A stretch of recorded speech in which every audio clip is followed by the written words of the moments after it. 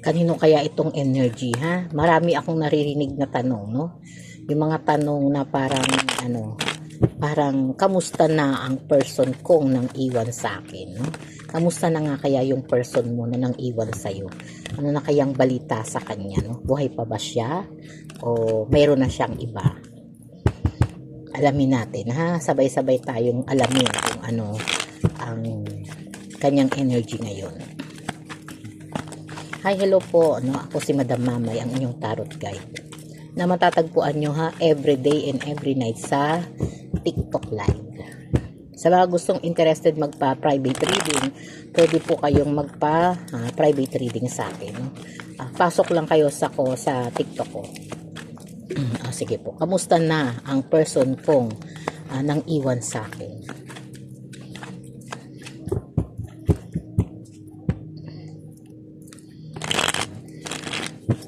O yung mga ibang luhaan dyan, ha, ito na, no? Ito na, baka para sa inyo na to.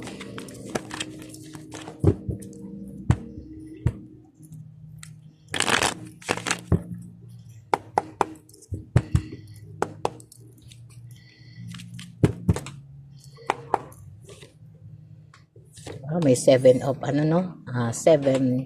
seven of swords kada tower. King of cups.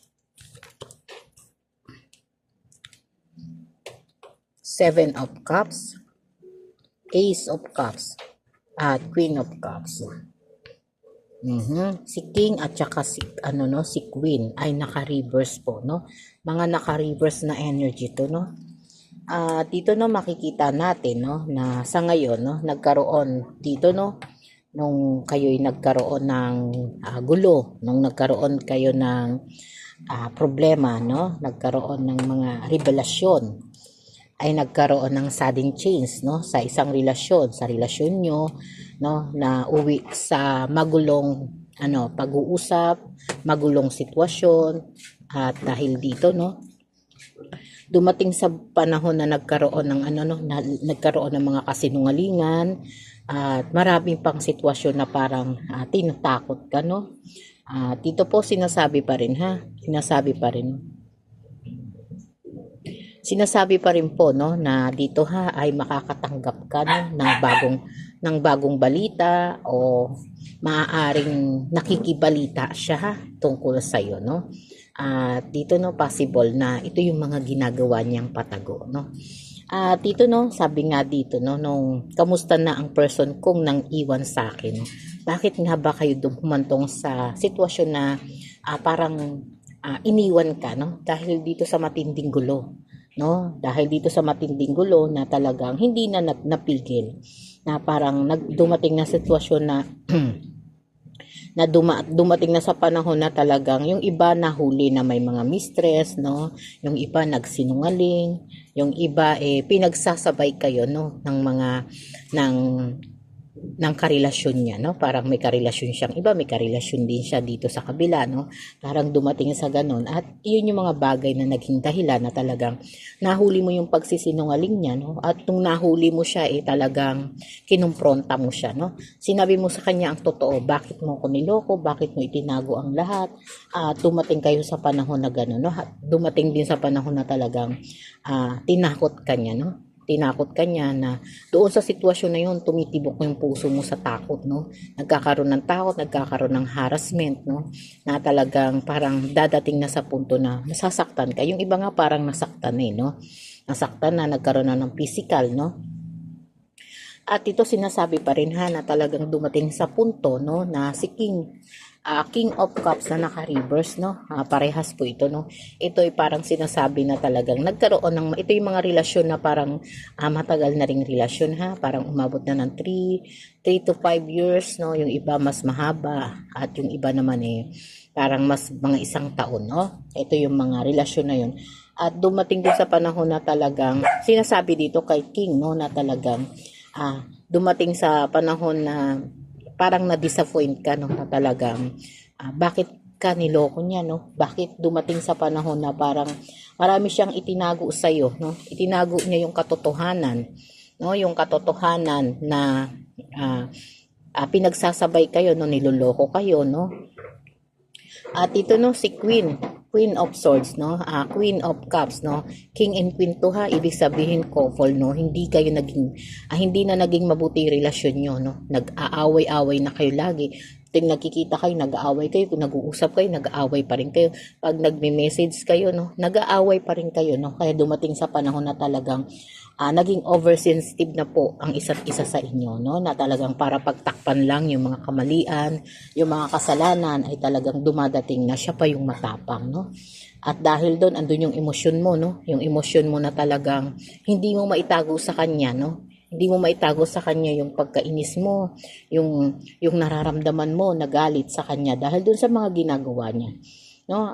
Siyempre, nagkaroon ka ng self-destruction, no? Siyempre, yun yung mga bagay na parang hindi mo kasi pinangarap yun no? Hindi kasama yun sa mga pangarap nyo, sa mga plano nyo na maitago siya o ipagsabay kayo dun sa mga kalokohan niya, no? Kaya dumating sa panahon na talagang lumaban ka na rin, no?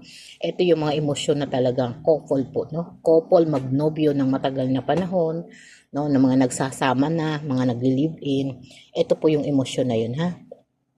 Kamusta na ang person ko kung nang iwan sa akin. At dumating sa panahon na nakapagdesisyon siya, no? Siya pa yung nagdesisyon na talagang ipagmalaki na makipaghiwalay siya, no?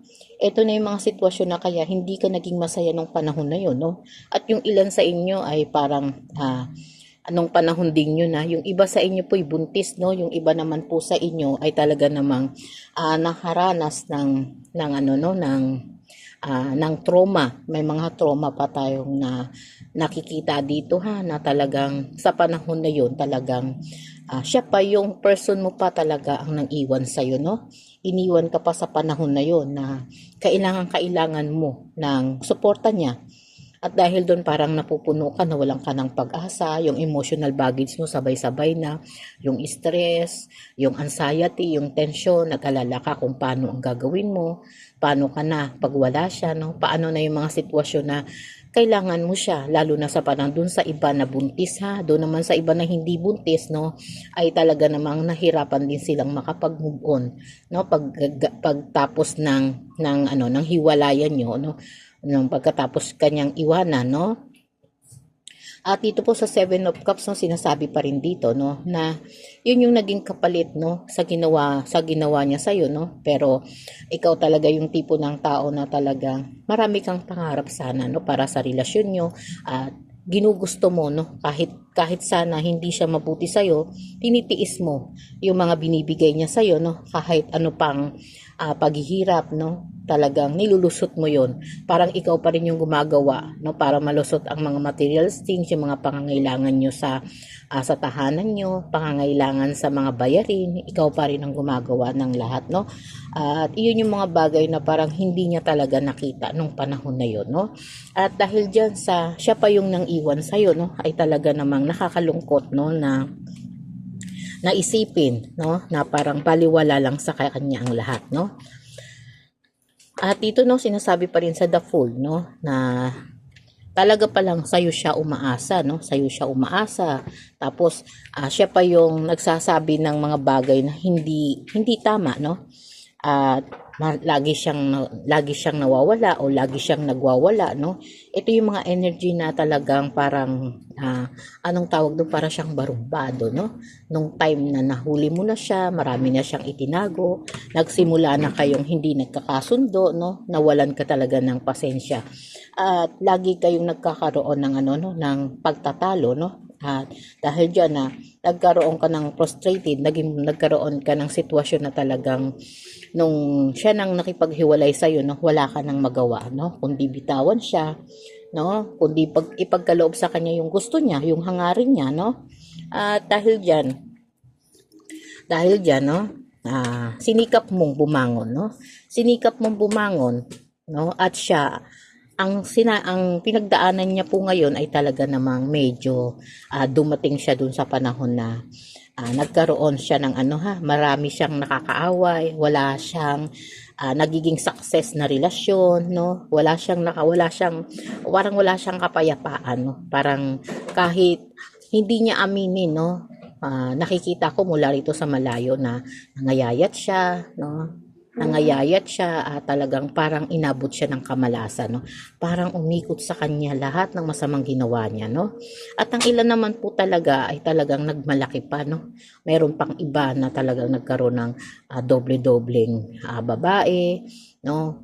Doble-dobleng boyfriend, no? Dito mo makikita, no? Welcome po sa lahat ng ano to, ng gender, no?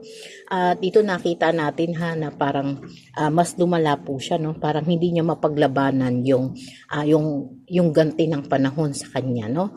At dito no sinasabi pa rin na nagkakaroon din po siya ng maraming struggle at mga kaaway, no?